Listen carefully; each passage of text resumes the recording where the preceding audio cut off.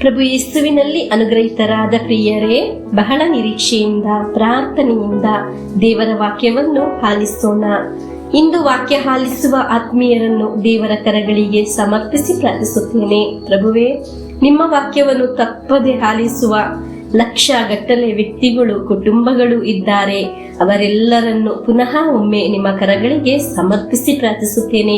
ಅವರೆಲ್ಲ ಅವಶ್ಯಕತೆಗಳನ್ನು, ಪ್ರಾರ್ಥನಾ ಸಹಾಯವನ್ನು ಯಾಚಿಸಿದವರನ್ನು, ನಿಯೋಗ ಸಮರ್ಪಿಸಿ ಪ್ರಾರ್ಥಿಸುತ್ತಿರುವವರನ್ನು, ವೃದ್ಧರನ್ನು, ರೋಗಿಗಳನ್ನು, ಸಂಕಟ ಅನುಭವಿಸುತ್ತಿರುವವರನ್ನು, ವಿದ್ಯಾರ್ಥಿಗಳನ್ನು, ಮನೆ ಇಲ್ಲದವರನ್ನು, ಕುಟುಂಬದ ಸದಸ್ಯರು ಮೃತರಾಗಿ ಸಂಕಟ ಪಡುತ್ತಿರುವವರು, ಅನೇಕ ವಿಷಯದಲ್ಲಿ ಎದುರಿ ಜೀವಿಸುವವರು, ಸಾಲದ ಬಾಧೆಯಿಂದ, ಬಡ್ಡಿ, ಬ್ಯಾಂಕ್ ಲೋನಿಂದ ನರಳುತ್ತಿರುವವರನ್ನು ಎಲ್ಲರನ್ನು ನಿಮ್ಮ ಕರಗಳಿಗೆ ಸಮರ್ಪಿಸುತ್ತೇನೆ.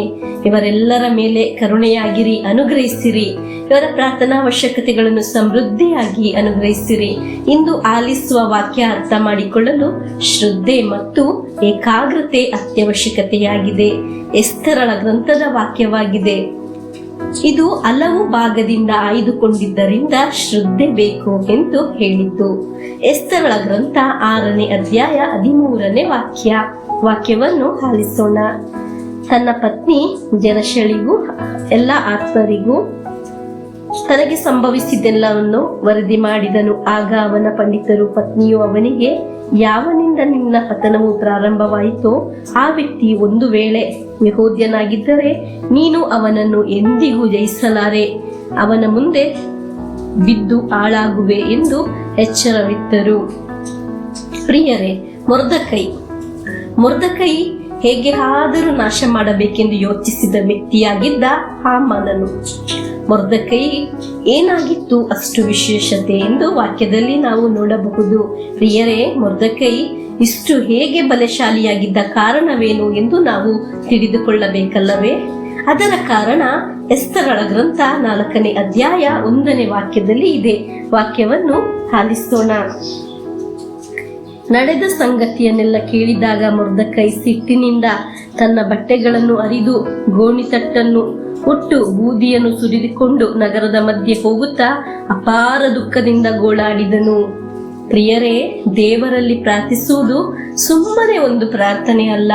ಉಪವಾಸ ಮಾಡಿ ಗೋಣಿತಟ್ಟನ್ನು ಉಟ್ಟು ಬೂದಿಯನ್ನು ಉಜ್ಜಿ ಬೆಲೆ ನೀಡಿ ಪ್ರಾರ್ಥಿಸಿದ ಮೊರ್ದಕೈ.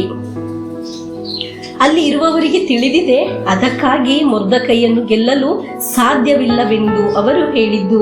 ಪ್ರಿಯರೇ, ಡೈಲಿ ಬ್ಲೆಸ್ಸಿಂಗ್ ಅಲ್ಲಿ ಭಾಗವಹಿಸಿ ವಾಕ್ಯ ಆಲಿಸುವ, ಪ್ರಾರ್ಥಿಸುವ ನಿಮ್ಮೊಂದಿಗೆ ಹೇಳಲೇ, ಪ್ರಾರ್ಥಿಸಿದ ನಿನ್ನ ಮುಂದೆ ಒಂದು ಶತ್ರುವಿಗೂ ಜಯಿಸಲು ಸಾಧ್ಯವಿಲ್ಲ. ಹಲ್ಲೆಲೂಯಾ.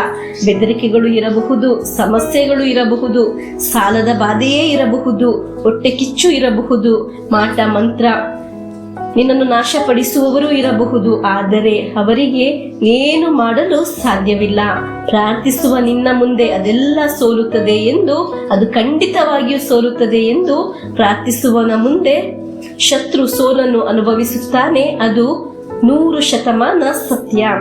ವಾಕ್ಯ ಆಲಿಸುವ ಪ್ರಿಯರೇ, ನನ್ನ ಕಾರ್ಯ ಏನಾಗುತ್ತದೆ ಎಂದಲ್ಲ, ಪ್ರಾರ್ಥಿಸುವ ನಿನ್ನ ಮುಂದೆ ಒಂದು ದುಷ್ಟ ಶತ್ರುವಿಗೂ ಎದುರಿಸಲು ಸಾಧ್ಯವಿಲ್ಲ. ಮಾತ್ರವಲ್ಲ, ಅದು ಮುಂದೆ ಸೋಲನ್ನು ಅನುಭವಿಸುತ್ತದೆ, ಕೆಡಕು ಸೋತು ಹೋಗುತ್ತದೆ. ಅದು ಖಂಡಿತವಾಗಿಯೂ. ಮೊರ್ದಕೈಗೆ ಇಷ್ಟು ಶಕ್ತಿಯಾಗಲು ಮತ್ತೊಂದು ಕಾರಣ ಎಸ್ತರಳ ಗ್ರಂಥ 4ನೇ ಅಧ್ಯಾಯ 3ನೇ ಭಾಗದಲ್ಲಿ ಬರೆದಿದೆ. ಆ ವಾಕ್ಯವನ್ನು ಆಲಿಸೋಣ.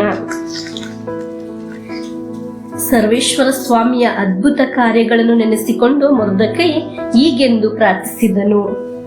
ಪ್ರಿಯರೇ, ಸುಮ್ಮನೆಯಾಗಿದೆಯ ಪ್ರಿಯರೇ ಮೊರ್ದಕೈಗೆ ಇಷ್ಟು ಶಕ್ತನಾಗಿದ್ದು?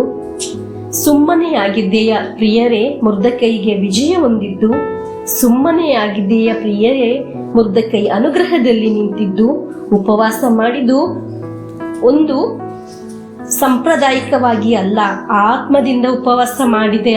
ಅದರ ಪ್ರತ್ಯೇಕತೆ, ದೇವರ ಕರುಣೆಯನ್ನು ನೆನೆಸುತ್ತಾ ಪ್ರಾರ್ಥಿಸುತ್ತಾ ಪ್ರತ್ಯೇಕತೆ, ಹೀಗೆ ಎಲ್ಲ ವಿಶೇಷ ವ್ಯಕ್ತಿಯಾಗಿದ್ದನು ಮೊರ್ದಕೈ. ಅದಕ್ಕಾಗಿ ಹೇಳಿದ್ದು ಆಗಿದೆ, ಅವನನ್ನು ಜಯಿಸಲು ಸಾಧ್ಯವಿಲ್ಲವೆಂದು ಖಂಡಿತವಾಗಿಯೂ ಎಂದು ವಾಕ್ಯದಲ್ಲಿ ಆಲಿಸಿದ್ದೆವು.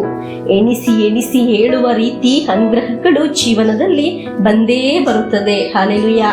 ಮುರ್ದಕಯ್ಯ ಈ ವಿಜಯದ ಕಾರಣ ಈ ಉಪವಾಸ ಪ್ರಾರ್ಥನೆಯಾಗಿದೆ. ಮುರ್ದಕಯ್ಯನ್ನು ಕೊಲ್ಲಲು ತೀರ್ಮಾನಿಸಿದರು, ಆದರೂ ಶತ್ರುವಿಗೆ ಸಾಧ್ಯವಾಗಲಿಲ್ಲ. ಮುರ್ದಕಯ್ಯನ್ನು ಕೊಲ್ಲಲು ಯಾರಾಗಿದೆ ಲೀಡರ್ಶಿಪ್ ತೆಗೆದುಕೊಂಡಿದ್ದು ಆ ವ್ಯಕ್ತಿ ಆ ಮರದಲ್ಲಿ ತೂಗಿ ಮರಣ ಹೊಂದಬೇಕಾಯಿತು. ಕಾರಣ ಮುರ್ದಕೈ ದೇವರಿಗೆ ಅಷ್ಟು ಪ್ರಿಯವಾದ ವ್ಯಕ್ತಿಯಾಗಿದ್ದನು. ಉಪವಾಸಿಸುವವನನ್ನು, ಪ್ರಾರ್ಥಿಸುವವನು, ದೇವರಲ್ಲಿ ಸಂಬಂಧ ಇರುವವನು, ದೇವರಿಗೆ ಬಹಳ ಪ್ರಿಯವಾದವನು ಆಗಿದೆ. ನಿಮ್ಮನ್ನು ಸೋಲಿಸಲು ಯಾರಿಗೂ ಸಾಧ್ಯವಿಲ್ಲ. ನೀವು ಅನುಗ್ರಹಿಸಲ್ಪಡುತ್ತೀರಾ, ವಿಜಯವನ್ನು ಹೊಂದುತ್ತೀರಾ.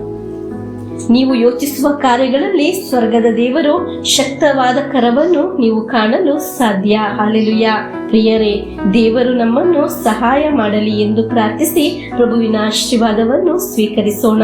ಸರ್ವಶಕ್ತನು, ಸರ್ವಾಧಿಪತಿಯು ದೇವರು ನಮ್ಮನ್ನು ಅನುಗ್ರಹಿಸಲಿ. ಆಮೆನ್. ನಮ್ಮ ಪ್ರಭು ಯೇಸುಕ್ರಿಸ್ತರ ವರಪ್ರಸಾದವು, ದೇವರ ಪ್ರೀತಿಯು, ಪವಿತ್ರಾತ್ಮರ ಅನ್ಯೋನ್ಯತೆಯು ನಮ್ಮೊಡನೆ ಇರಲಿ.